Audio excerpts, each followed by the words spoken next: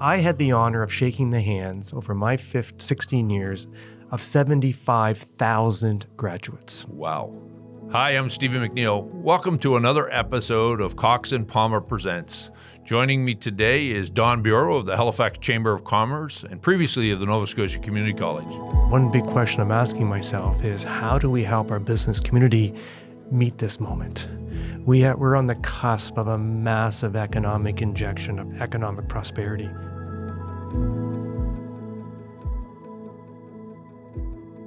Don, welcome. Thank you, Stephen. Great to be here. Yeah, I'm excited to have you. We had talked about this when we were thinking about your old role. That's right. And then, of course, you, I won't say surprised everyone, but you surprised everyone and made the move into the chamber. But before we start talking about the chamber too much, tell me a little bit about the college. You spent 16 years there, and I believe it's an important part of the fabric of our province, but I'll let you talk about it. Well, I do too, and it was a real honor for me to lead that organization for 16 years. In fact, I spent almost 22 years with the college, joined it back in 2004, and I joined at a time when Ray Ivany was imagining a new future for the province from a college point of view, and it was asking that big, bold, and brave question, what kind of college does Nova Scotia need for a brand new century? Ray then, soon after I joined, he moved on to his next chapter. And then after a couple of years, I had the honor of taking on the role of the president of the college. And it was a tremendously proud moment for me to take on that role and to help lead that organization. Well, it's interesting because, during that period of time, which started with Ray, and then the transformation of the college. So during your period of time, tell me a little bit about that and the importance of that transformation as we get into your new job. Well, it was very intentional. We have a province you know well. We have 10 amazing universities in this province, world-class, quite frankly. But for the longest time, our college system needed a reimagining. It needed an upgrade. We had done great work for decades, but with the new century, it was time to breathe new life into that.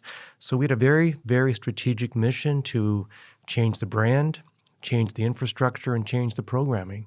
And with a lot of hardworking people, we were able to accomplish that. The DNA of the college is to be nimble, to be responsive, to be flexible, all around the mission to build the economy and quality of life of Nova Scotia. That was actually in our act, to have an economic and social imperative to build more prosperity in the province. So we took that intersectionality between the college and the business community very, very seriously. And it certainly helps, Stephen, the fact that we were everywhere in the province. 96% of the Nova Scotia population lives within a half an hour's drive of an access point to the college. You used the word genius. That was part of the genius and the forefathers and mothers who created it. So by being in community, about community, and for community, working with the business community was a natural part of our work. Transition from this without actually saying, I love the graduations when you ask everyone to stand up. Yes. And well, I appreciate remembering that. So for the listeners who don't know, when I gave my convocation speech, as you remember well, I asked the past alumni of NSCC to please stand and be recognized. And what I was struck by, Stephen, is the number of people who stood up. Yeah. I had the honor of shaking the hands over my 16 years of 75,000 graduates. Wow. I shook the hand of 75,000 people and congratulated them on their credential. You look at that over the past 30, 40, 50 years, there's a large proportion of our province who've had a touch on the Nova Scotia Community College. So during my speech, I say, would you please now stand and be recognized? You didn't go unnoticed. I noticed you and your wife and your children standing up. But I was struck by the number of people in that audience who had a touch on the college. I know there were people who are listening who are saying to themselves, well, Don spent his entire life in education. Great question. Why would he, what's the attraction? Why would he leave that, which was his career, into now the chamber? Yeah, great question. And people have asked me that directly to my face. So I've had this question before. In many ways, it's like coming home for me. As you know, I'm a CPA by trade, so came out of Acadia, spent years in public practice with KPMG, working with the business community. Then pursued a master's of business administration while I was shortly thereafter. And then after I was done in public practice, I went to work at Acadia University in a place called the Acadia Centre for small business and entrepreneurship. And that organization was much like a chamber.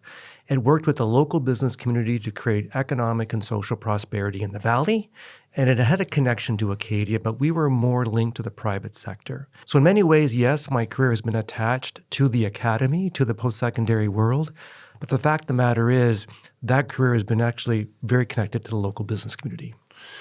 As the Premier used to say, a vibrant Halifax was critical for the rest of our province in rural areas where I live.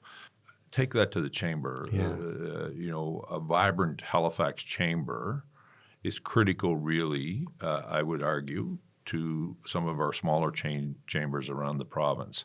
What's the relationship like from a Halifax point of view with some of the smaller ones, the chambers that we have around? Yeah. To give some context, the Halifax Chamber of Commerce is part of something called the Atlantic Chamber of Commerce. So there are 93 chambers of commerce in Atlantic Canada. The Halifax Chamber is by far the largest, both in terms of membership and number of employees, and also in terms of revenue. I found this to be a federation that works really, really well. The Halifax Chamber is very supportive of our smaller chambers. We often get asked to share best practices. We often get asked to share policy statements. And I've come into a culture that Patrick Sullivan created that's very collaborative and very cooperative. So we are seen, I think, as an organization that is there to support not only the local businesses, but all chambers in the province, because fundamentally we agree. The province as a whole is better when Halifax is doing well, and Halifax is doing well when rural Nova Scotia is doing well. The Chamber of Commerce does 3 or 4 things, I think, really, really well. One is that, as we mentioned, we advocate for business to all levels of government. The second thing that we do well is we convene. We bring people together, I think, really, really well, Stephen. We have 150 events a year. And those events range from a prime minister's visit with 1,200 people to small, more boutique events with maybe 25 people. So we're putting that on kind of high speed right now to make sure that we're convening the right people at the right time to kind of dispel or try to demystify some of the complexities in the world right now. The third thing that we do, I think, extremely well is we communicate. We still use old technology like a magazine. Our Business Voice magazine is printed 8 times a year. We print over 5,000 copies, and it gets out, and people rely on that heavily. But we also use other forms of communication. So we're ramping all 3 of those avenues up right now to try to create a level of stability and a level of clarity and a level of wayfinding in this highly volatile world. Moving to this kind of challenge that we're now and opportunities, Yes. quite frankly, there's been a tremendous amount of excitement in and around. I was going to say Nova Scotia, but I would argue Atlantic Canada around some sectors. And I'm a big believer in sector development, and I think if you get the things right around that, private sector entrepreneurs will find a way to grow it. 100%. If you can just build a foundation and not pick winners and losers, as I used to like to say, but build a sector. Where do you see some real opportunities for, obviously, your members, but I think in a broader way, the region? Well, it'd be no surprise at the top of that list is the defense sector. And if you look at the numbers purely, Atlantic Canada is positioned so well to be a major contributor to both opportunity and to meet the challenge of the time. And really, Stephen, I think this is something the Prime Minister calls a question of sovereignty. How do we play our role in making sure Canada remains a sovereign country, not only militarily, but economically, from a health perspective, et cetera, et cetera.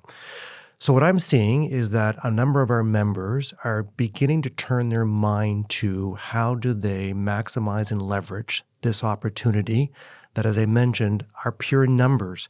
40% of the military assets are in Nova Scotia. 25% of the military personnel are in Atlantic Canada. And we have a reputation as a region being able to do pilots, being able to test ideas and respond very quickly. So one of the biggest opportunities is the defense sector. Even if you're not purely in the defense sector, there's opportunities for our members to benefit from that investment. Right. The second opportunity that we're seeing is obviously in the energy sector. But on the defense, and for just for a sec, and it'll apply to the energy, but from a defense point of view, that would then require, from a chamber point of view, convening people. But you must also be working with national organizations. I think Parent Beatty was during my time. Yes, Parent Beatty was in charge of the national. Great question. Our national chamber, the Canadian Chamber of Commerce, Parent Beatty was a great leader, replaced a year ago by Candice Lang. Right. Candice, many of your listeners may have heard her name because she was recently appointed to the Prime Minister's 25-member CUSMA renegotiating team. So she's a powerful voice for us. So you're right. She has her eye, and the Canadian Chamber has their eye on this Canadian defense play and how that we as a consortium of 700 chambers in the country help prepare our members to take that opportunity and run with it. Yeah. So you would be liaisoning with them and kind of look at what is the macro. 100%. On a frequent basis, we're looking with what the macro issues are, everything from supply chain management to labor market challenges and opportunities, to the incorporation of technology like AI. And those are topics not only nationally are of interest, but they're of interest to our members here in Halifax. If I talk to our members today, they're very excited about the opportunity of the defense spend that's coming, but they're also a bit concerned about where will they find the labor, how will they implement the right technology. And as trade patterns are changing dramatically, we're helping our members think differently. Yes, north-south will always be important, but we have to think east-west. So we do a lot of work in helping our members diversify their international markets. And from a defense point of view, those of us here on the East Coast, Europe is such an important factor. It was really interesting to read a bit about the Prime Minister's, particularly around the new sub-purchasing, looking at a European coalition, which obviously would benefit Atlantic Canada. The European market is becoming more and more important, and it's amazing. We're seeing more and more of our members establishing those critical relationships with the European economy, which goes back to immigration. We have to continue to make sure that we work on our immigration strategy to make sure that we have new Canadians that we welcome with open arms coming to our province's shores, but also how do we recognize the value of those individuals to help us think more internationally. They're a tremendous asset to our economy. I'm assuming the Chamber would have an immigration. Yeah, we have an immigration policy statement. Right. We do a lot of work in, again, surveying our members, looking at the economic impact of new Canadians coming to the province. And really, as you said, it is a net asset to make sure that we are a welcoming community. I mentioned Ray Ivany's name earlier. You were a big supporter of the One Nova Scotia report. If you had Ray on one of your podcasts, and maybe you will in the future, he would say that report that he helped commission had three major legs. We had to get our demography right, our economy right, and our attitude a bit different given the world economy we're participating in. And he was always so proud of how our demography improved with new Nova Scotians coming and how welcoming Nova Scotians were to their new neighbors. That report, I believe every organization should have on its desk and dust off and modernize once in a while, set new targets. You mentioned AI. AI is such an important part in 2013. Obviously, in 2014, it wasn't something that was in the minds of what we were trying to challenge, but it's obviously a critical part now. The phrase world class is often overused, but we have a world class product. We do. You talk about the workforce, talk about the environment. This is a great place to live. Yes. It's also a great place to work. Yes. And we're seeing that our sons and daughters used to have to go if they wanted something to Toronto or Hong Kong or Vancouver, Montreal, or London. Yeah. They're oftentimes starting their ideas here now. Those ideas are accessible right here now. And it's phenomenal. Yes. To watch it happen. You mentioned energy before I pulled you back into the defense piece. I think it's another one of those opportunities. Of course, the government here is talking a lot about Wind West. Right. I'm sure it's on the mind of the chamber. Yes. Yes, it is something we keep a very close eye on. And, that's a longer play. It's going to be a little bit before we're able to benefit from that. But we firmly support and believe in the aspiration of Nova Scotia, of Halifax being a beacon from around the world to be an international leader in the provision of energy. Yeah, and there's huge opportunity for the region, and there's still opportunity onshore, providing we continue to focus on that infrastructure piece. Right. Tell me, where else do you see opportunity? Yeah. So again, we mentioned defense, we mentioned energy. I think that you talked earlier about the diversity of our chamber membership. 86% of our members are considered to be small businesses, 50 or less. Stephen, there is a dynamic ecosystem of entrepreneurship in this community. Dynamic. Part of my goal, as in my first 3 months at the chamber, is to meet as many members as I can possibly meet. The vast majority are small businesses. They are doing incredible work in the AI sector or using AI to make their businesses more efficient and more productive. So I think we have great opportunities in small micro businesses accessing the talent that we have here to leverage the connectivity that they have in so many different areas. I used to blow me away when I would, and I got myself in trouble one time because it used to blow me away watching young people with ideas, and they would have an idea about something and they would get it halfway and they put it on the table, and then have other young people around them. I'd see them at Volta or the college. Yes. And they'd be kicking the idea around, and I might have started the idea, this concept, and then you would take that concept much further than I did. But I didn't think you stole it from me. I was happy for it. And I saw this kind of thing happening within young people where we used to have this idea where we did research and we kind of hit it. Yeah. You create these kind of enabling conditions and get the heck out of the way. Yeah. And speaking about other sectors, yesterday I did had a great tour of the gold mine over by Upper Musquodoboit of St. Barbara's gold mine. Yeah. And they're a member of the chamber. They have invited me out to do a tour of the facility. And the narrative that I saw there, and it was a true, genuine narrative of their concern of planet Earth and what they're doing in terms of environmental sustainability. Yes, they are going into the ground and extracting gold, employing hundreds and hundreds of people, but also doing that with the lens of returning that Earth to its original state, or even better. And they have a water treatment plant there where they are actually putting water into a local lake.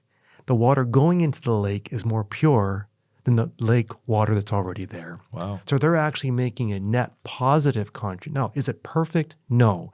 Are they continuing to do everything they think? But with our current provincial government, with our current premier supporting them, I think that is a great model for us to be an internationally recognized leader in that particular resource sector. development. In resource development. Yeah, it'd be interesting. They've been at it for a bit.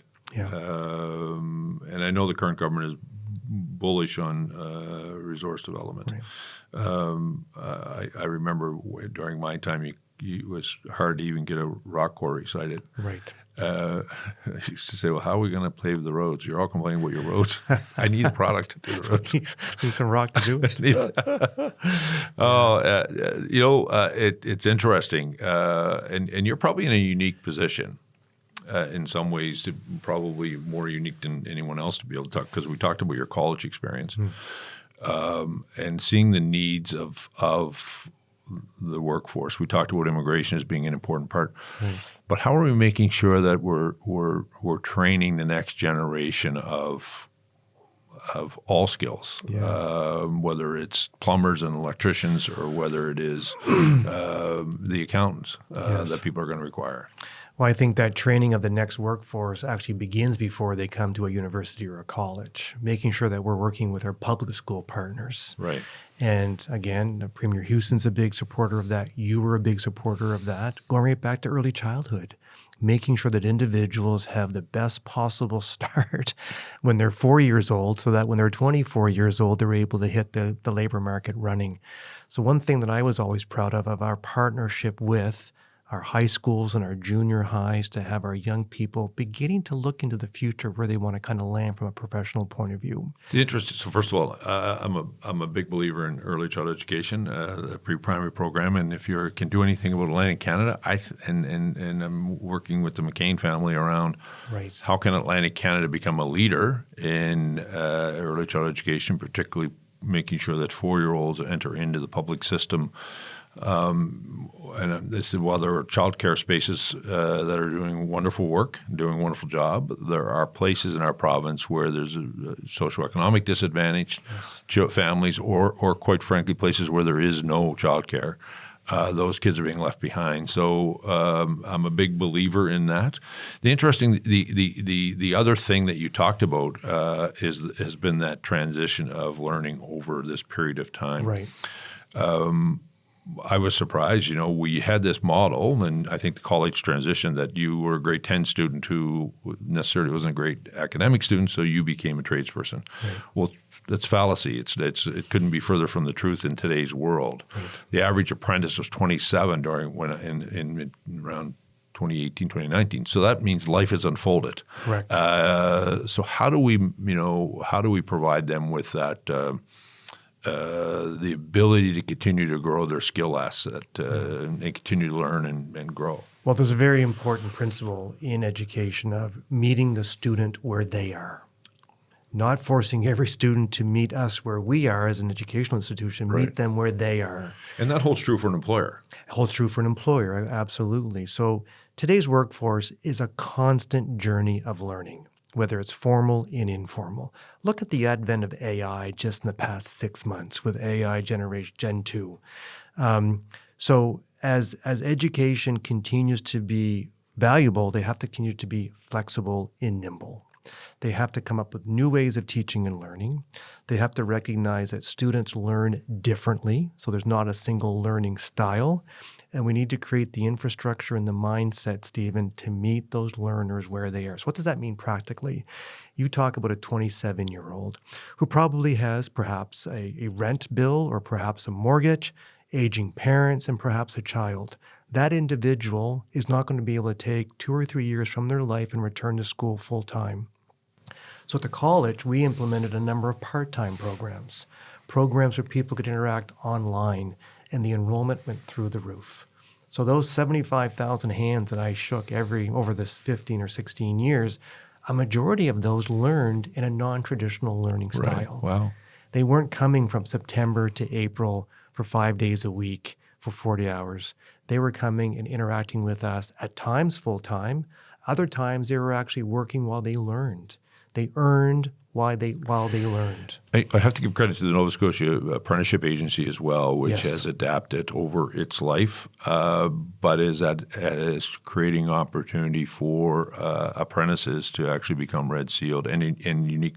It used to be we offer this block training at this particular time. And as only governments can do, including I'm including myself in this, as only governments can do, we used to offer it at the busiest time of the year when at least an employer could avoid to miss them. Where they've done a great job of understanding the needs of that student, but also the business community. 100%. And I think, again, Premier Houston tapped me on the shoulder, Michelle Bussey on the shoulder from the apprenticeship agency, people working in the PETA 12 system, and said, you guys get into a room and figure out how to work this system even more seamlessly. Right. And that's something that we were able to go back to him and say, here's a new way. And they invested in it, Stephen. Like, they put significant money into us doing it differently. And I think the proof is in the pudding. It's working now. Yeah, and I think it's meeting the. First of all, it's the right thing for us to do. But in your new role, in order to capture these opportunities that we refer to, we have no choice. We can invest. Part of the infrastructure investment is in people. We need everyone happy going to work, enjoying what they're doing, and meeting their full expectation. 100%. And working in a safe environment where they can come home at the end of the day and be with their loved ones. So I think that's very positive. I will go back to what I said earlier. This immigration kind of situation we're in right now, I'm also hearing from our members, Stephen, that they have people here on work terms or work permits, and there's been a delay in their PRs. They can't get their permanent residency in time, and those timelines aren't matching up. And some of our business community are losing great employees because of some of the delays that we're seeing in some of our systems federally. And that's something that we're going to continue to work with our members of parliament on. And your voice will be critical in that. And I hope the other chambers across the region are which I'm sure they are, recognizing that need.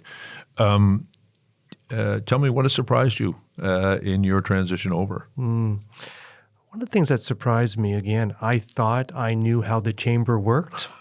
And once I got on the inside, you realize just how incredibly dynamic this little organization is. Less than 20 people. I mentioned earlier 150 events a year.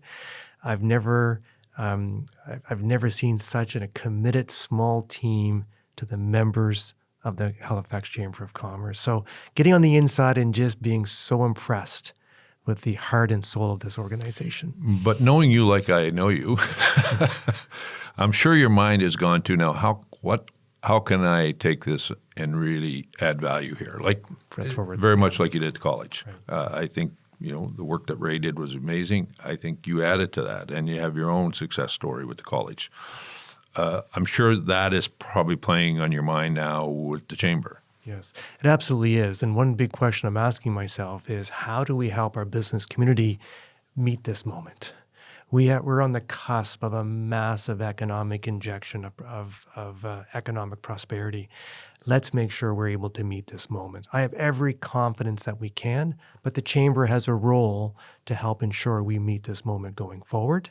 And that's going to require us to grow a bit. So I think there's a growth opportunity for the chamber to play an even larger role in the future. Yeah. It's amazing. You sound energized. I am. I'm really energized, yes. And very, very, very full of gratitude that I'm able to take on this role and that the chamber has entrusted me to help shape the next chapter of the Chamber of Commerce. Well, I'm sure the chamber is grateful you stepped up. Thank you. When Patrick announced he was leaving, I'm sure they wondered, who's going to do this job. And I'm sure all of them were full of gratitude when they saw your name come across. Very kind. So, Thank you. Thank you. Just a one shout out to your members from, a poor boy from Upper Granville, as I used to like to describe myself. I want to thank your members for something that I don't think they get enough credit for, and that's their mentorship. Great. I think this is your style. It has always been your style. And I think it's true of a lot of your members who don't get enough recognition for the fact that they're more than willing to take a call from a young entrepreneur, to take questions and give some advice. And if you don't take it, that's great. But they're more than willing. And I think that is such an important part that that's one of the things that inspired me when I was in politics a lot, was the willingness of others who had been successful. Yes. And quite frankly, were busy. But they were willing to take a call from someone who had an idea. Yeah. And I wanted to verbalize that what we're talking, that your members should be given a lot of credit for that mentorship that they do, often which goes unnoticed by anybody. Well, you're so right. How many times has somebody called a leader or a member, a staff member, one of our members, would you have a half an hour to meet with so-and-so? Yeah. Then you talk to so-and-so and they said, my goodness, they gave me an hour and a half. And gave me their phone number. So you're right, Stephen. That is kind of an under-the-radar service and give back that our members do all the time. And I appreciate you acknowledging it. And it's critical. And and I think it speaks to this, the secret sauce in lots of ways of what makes this thing work. Yes. So congratulations. I appreciate that. On a personal note, thank you for doing this. My pleasure. I've always appreciated our friendship. Appreciated the opportunity to work with you when you were at the college, and I look forward to seeing what happens at the chamber. Thank you. I live in rural Nova Scotia. As I said to you earlier, I want your chamber to be hugely successful because that means mine will be too. Appreciate that. And I with you at the helm, and I think this holds true. We can hit our weight nationally, and that chamber can pull us together. So, thank you for taking the time with me today. Thank you. And thank all of you for listening.